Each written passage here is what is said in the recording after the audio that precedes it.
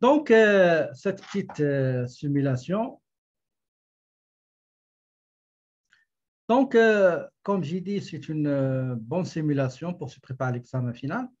Nous avons deux travailleurs autonomes, Bélanger Brad et Gratin Alexandra. Monsieur Bélanger Brad et son épouse Gratin Alexandra désirent préparer leur déclaration d'impôt 2020 chez vous en tant que travailleur autonome. Il vous a fourni certaines informations et renseignements personnels et aussi relatives à la maison et relatives aussi aux prestations qu'il faut. Okay.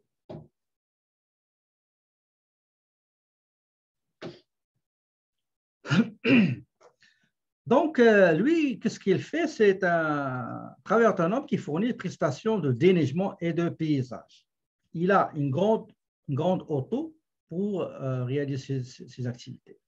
Monsieur Brad travaille aussi chez lui dans un espace qui représente 10% de la superficie totale de sa maison. Okay. Madame Gratin, elle, depuis 2018, exploite une garderie dans sa résidence. Elle utilise le sous-sol entièrement et exclusivement pour des services de garde en milieu familial. La superficie de ce sol est de 63 pieds carrés et le total, c'est de la maison, est de 140 pieds carrés. Elle possède une auto qu'elle met souvent à la disposition de sa garderie. OK? J'attire votre attention sur une chose. Quand je vous donne le taux, prenez le taux.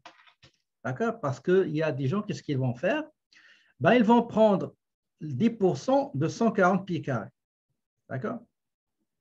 Soit je donne la superficie occupée, comme Madame Gratin, il occupe un espace de 63 pieds carrés et le total de sa résidence est 140 pieds carrés. Donc, je prends 63 divisé par 140, ça me donne 45%.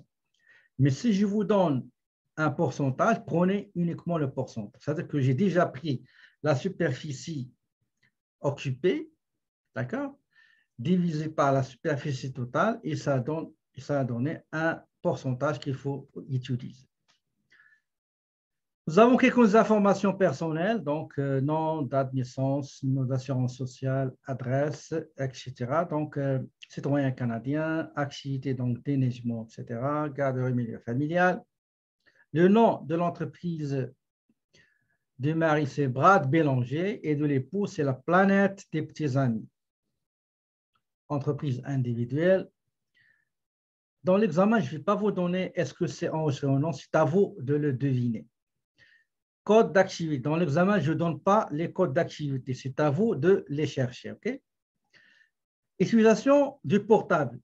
Est-ce qu'il y a une utilisation personnelle? Oui. Quelle est la part de l'utilisation personnelle? Est-ce que 100%, X%, Y%?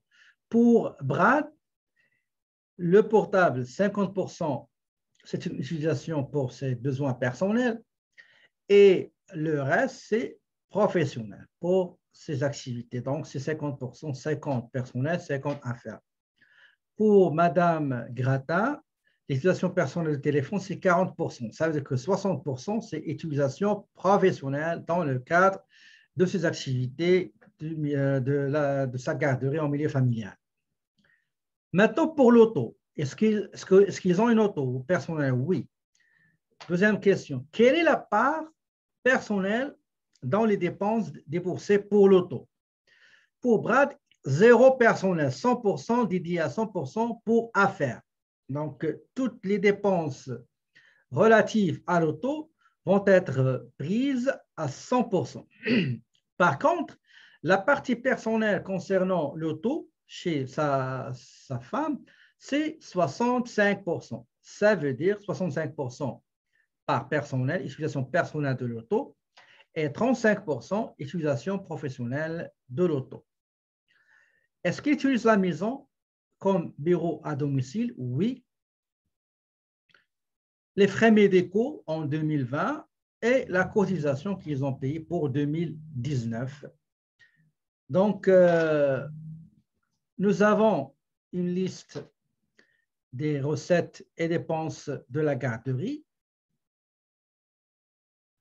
Nous avons aussi des informations relatives aux dépenses et recettes de M. Brad dans ses activités de déneigement et paysage.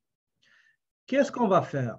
On va utiliser le fichier Excel et on va mettre ces informations-là et on va les décortiquer selon dépenses à faire et dépenses bureau à domicile. Dans chaque partie, on va décortiquer quelle est la partie à 100% et quelle est la partie utilisation professionnelle. D'accord? Donc, j'espère que vous avez déjà fait ça parce que vous n'allez pas le faire aujourd'hui. Normalement, vous devez le faire, ça fait longtemps parce que vous avez déjà le cas. Donc, toutes ces informations-là, j'ai dit, on va les mettre ici. D'accord, attendez, je vais juste... C'est déjà corrigé, j'ai déjà corrigé. Je vais juste enlever ces informations-là. Voilà. J'enlève ça. J'enlève ça. J'enlève aussi ça. Et j'enlève ça. Et j'enlève ça aussi. OK. Voilà. Bon. Est-ce que vous avez des questions avant qu'on entame la correction?